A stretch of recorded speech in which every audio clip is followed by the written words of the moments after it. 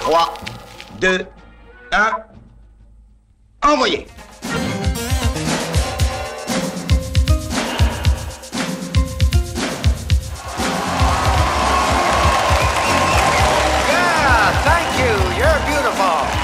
Merci. Voici donc commencé notre 4e émission, le prix du danger.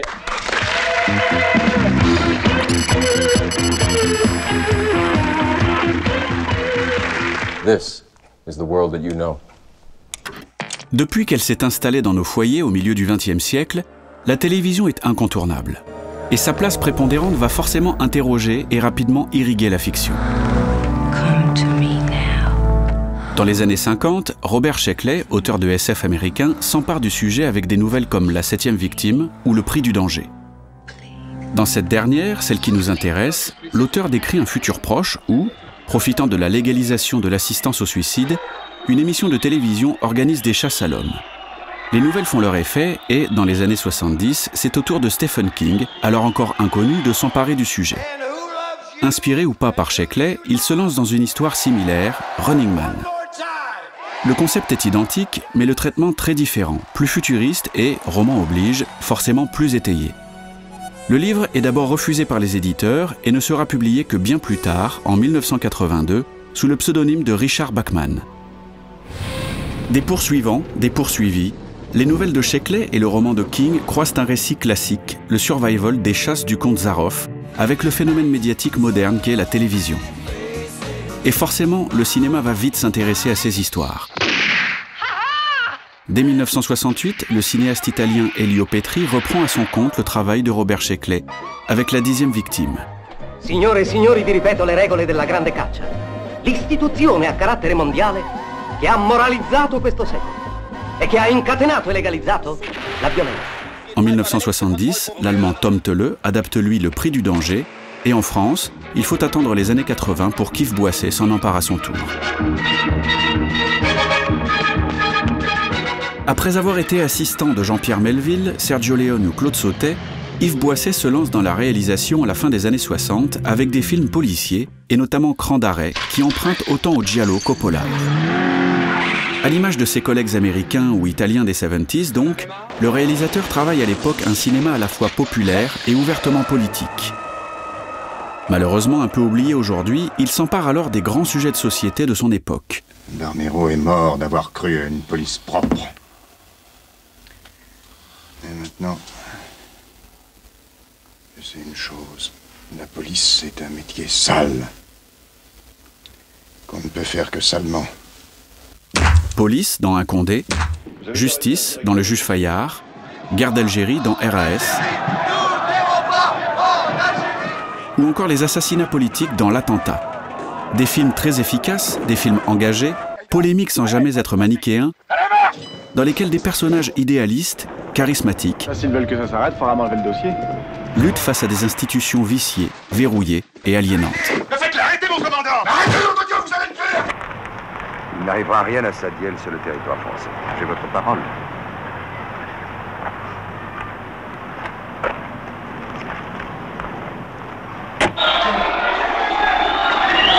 Au regard de cette filmographie, on comprend vite qu'une histoire aux enjeux médiatico-financiers, dans laquelle un personnage est pris de son plein gré dans une course-poursuite mortelle et télévisée, ne pouvait que retenir l'attention d'un Yves Boisset mettant toujours en avant l'ambiguïté de ses scénarios.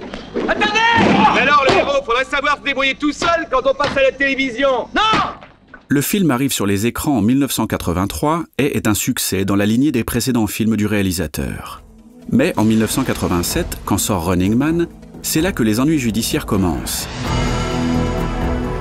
Officiellement, le film de Paul Michael Glaser est adapté de Stephen King, mais dans les faits, il n'en garde que le cadre, le décor SF.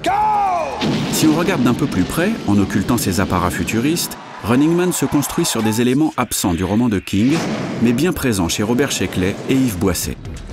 L'intrigue, ramassée sur quelques heures, se déroulant en direct à la télévision, la structure s'articulant sur une alternance et un dialogue entre le héros en fuite et le présentateur. Hey Killian! C'est moi qui vais gagner le jeu! C'est moi! Here's Sub-Zero! Now, Plane Zero! Et le final, dans lequel le héros revient sur le plateau. It's showtime. Yves Boisset attend alors un procès et obtient difficilement réparation. Je touchais des dommages et intérêts qui ont tout juste couvert les frais que sur 11 ans m'avait coûté le procès. Enfin, ce qu'on peut appeler une victoire morale.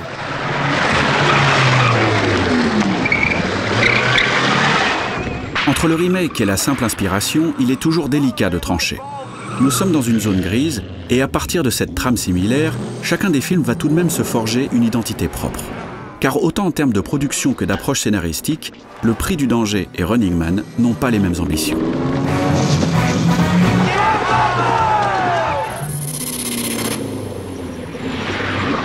Yves Boisset, fidèle à son cinéma, joue la carte du réalisme. Les éléments futuristes de l'intrigue sont réduits au minimum. À peine apprend-on que dans cette société, la monnaie en cours est le dollar et que les émissions télé ont une audience mondiale. Mais sinon, rien ne tranche véritablement d'avec les réelles années 80. Boisset veut placer le spectateur dans un monde qu'il connaît, une ville européenne de son époque. Il prend alors le parti de tourner son film à Belgrade, au milieu de zones désaffectées ou dans des quartiers aux barres d'immeubles anonymes. C'est une sorte d'architecture néo-stalinienne, absolument dépourvue d'âme, qui pouvait être n'importe où et nulle part. Et dans un avenir non précisé. S'installe alors, avec subtilité, le cadre d'un film d'anticipation. Dans Running Man, fidèle en cela au roman de Stephen King, l'univers est totalement science-fictionnel. 2017, des bidonvilles, une dictature. ICS, your entertainment and information network, reminds you seeing is believing. George Orwell n'est clairement pas loin, la dystopie est totale. Mais le film va trouver de petites astuces pour connecter cet univers décalé avec le quotidien de son public. Si dans Le Prix du Danger, ce lien passait donc par une direction artistique minimisant tout aspect SF, cela passe ici par le choix des acteurs.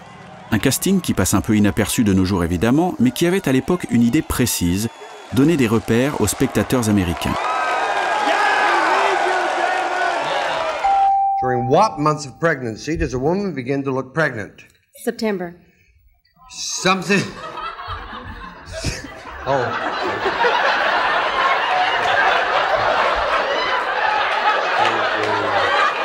Richard Dawson, qui interprète Dan Killian, le présentateur de Running Man, est un véritable présentateur télé de l'époque. Il animait la version originale d'Une famille en or aux États-Unis et était connu pour embrasser toutes les participantes. Okay. Okay. Thank you. I want a kiss now, a big kiss, but remember, no tongues.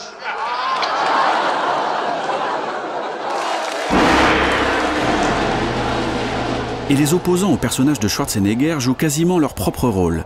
Sub-Zero est interprété par Professeur Tanaka, un catcheur star des années 80, et Dynamo par Erland Van Lith de Jeude, un lutteur et chanteur d'opéra. Le film reprend alors à son compte certaines de leurs caractéristiques en les accentuant juste assez pour qu'elles collent avec l'univers du film. Le jeu avec la réalité est ingénieux et le film se construit comme un dérivé exacerbé de l'industrie du divertissement des 80s. Running Man, dans son exagération, n'est alors pas loin de la parodie, alors que Le Prix du Danger mise lui sur un réalisme plus frontal. Mais les deux films, pour construire leur monde dystopique, jouent avec le réel, pour accrocher l'attention du spectateur, lui donner des référents et pouvoir ensuite développer leurs récits et leurs réflexions sur les dérives du spectacle télévisuel.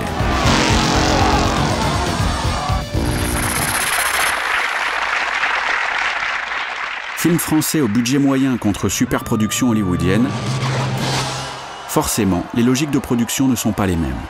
Les moyens diffèrent, tout comme les ambitions. Dans Le Prix du Danger, avec un cinéaste aussi engagé qu'Yves Boisset aux commandes, c'est forcément la dimension politique du scénario qui est mise en avant. Un nègre. Non, écoutez, qu'on nous traite de criminels, d'accord, mais alors de racistes, ça, on ne nous pardonnerait pas. Allez au suivant. Gérard Lanvin n'est pas encore la grande star des années 80, et le réalisateur a les mains totalement libres pour mettre en scène cette histoire.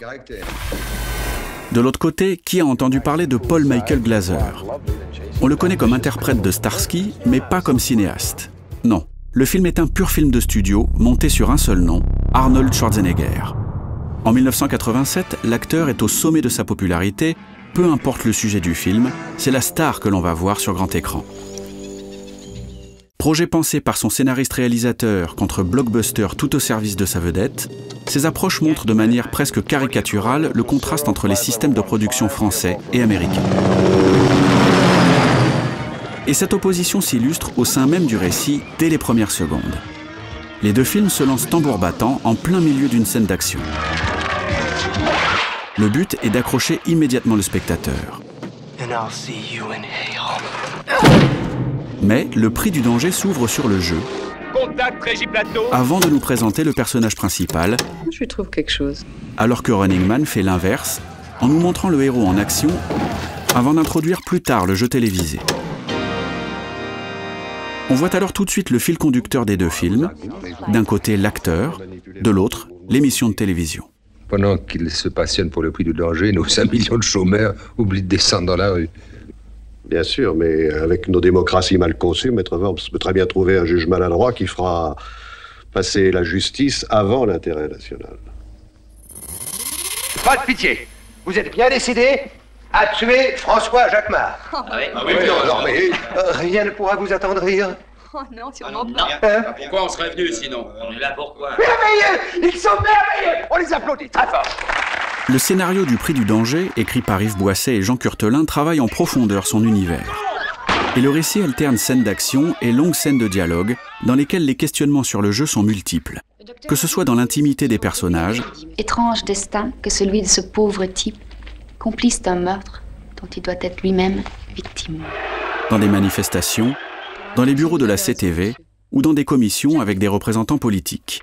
Yves Boisset interroge sans cesse son sujet dans toutes ses dimensions. De même le jour où passe l'émission, il est prouvé statistiquement que la délinquance baisse partout dans des proportions considérables. On retrouve ces interrogations dans Running Man, mais de façon moins exhaustive. Le film joue la carte du survival plus simpliste, plus direct.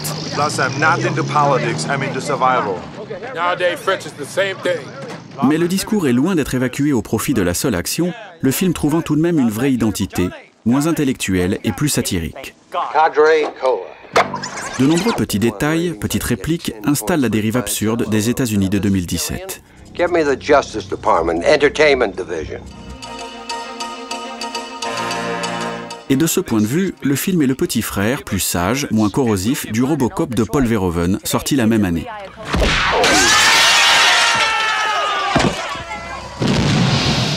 Comme le Prix du danger, Running Man joue de la confusion croissante entre politique et spectacle. Dimension cartoonesque, dimension plus cérébrale, les approches sont différentes, mais le constat identique. For Christ's sake, Ben, don't you understand? Americans love television. They wean their kids on it. Et le Prix du danger est exactement l'émission dingue que réclamait ce monde de dingue. We give them what they want. Ni vous ni moi ne sommes responsables du monde dans lequel nous vivons. This is television, that's all it is. It's nothing to do with people, it's to do with the rating. La violence, le respect humain. Il faut savoir être au-dessus de tout ça.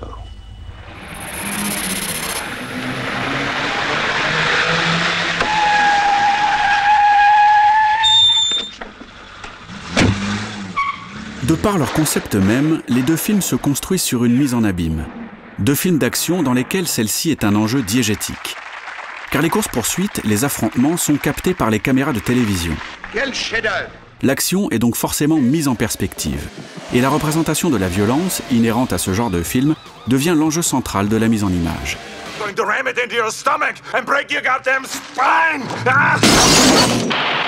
Caméra hélico, gros plan sur lui, merde!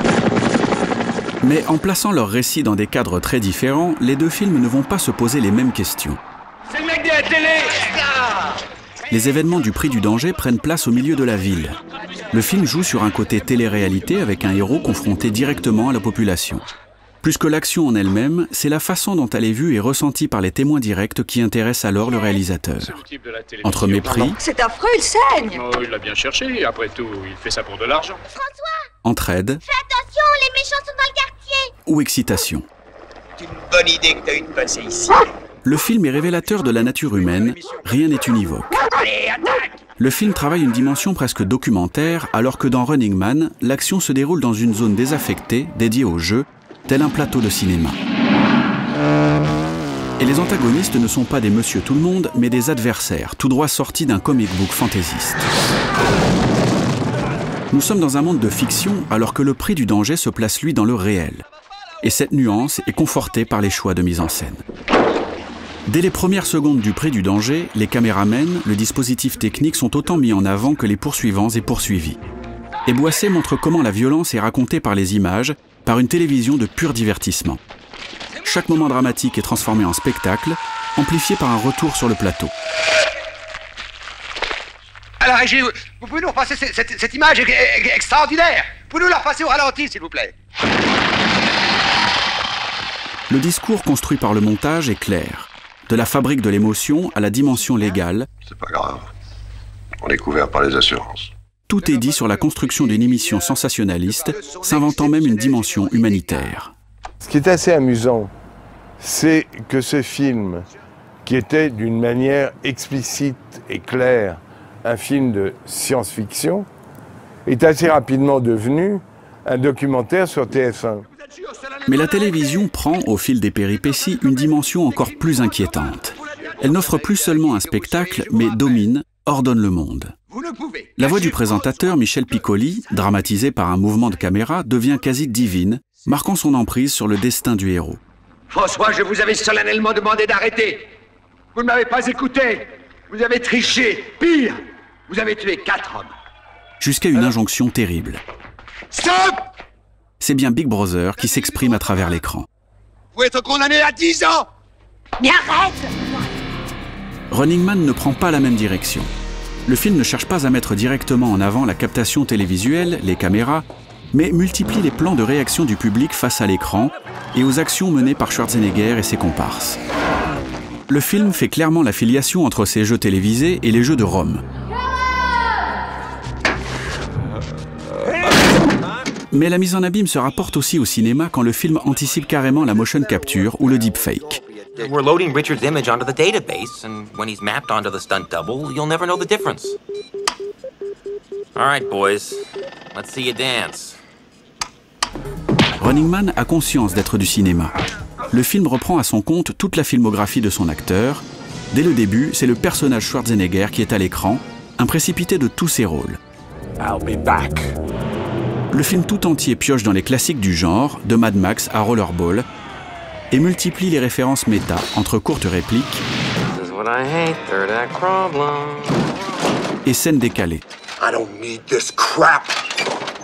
This stuff is garbage.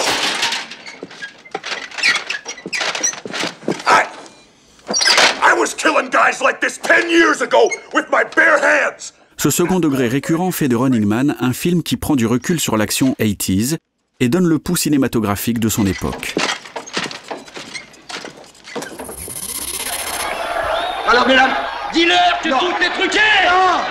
Au final, le prix du danger et Running Man, dans leurs péripéties, dans leur rythme soutenu, sont deux purs divertissements des années 80. Mais ils ont également un aspect hybride. En couplant le cinéma populaire à une dimension politique frontale, le prix du danger est un vrai héritier du cinéma des années 70.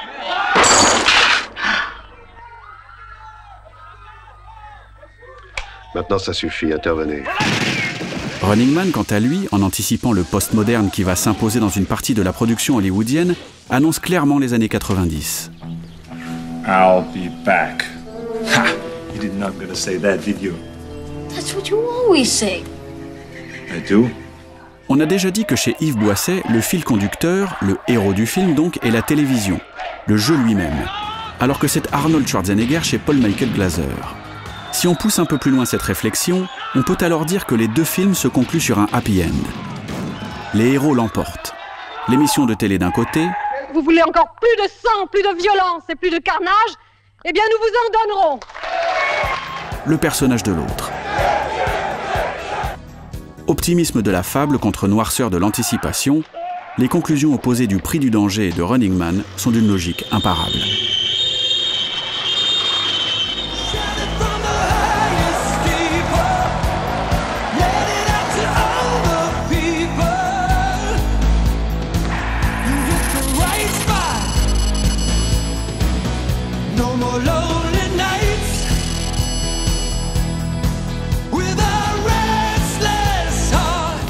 ready for pain? Are you ready for suffering?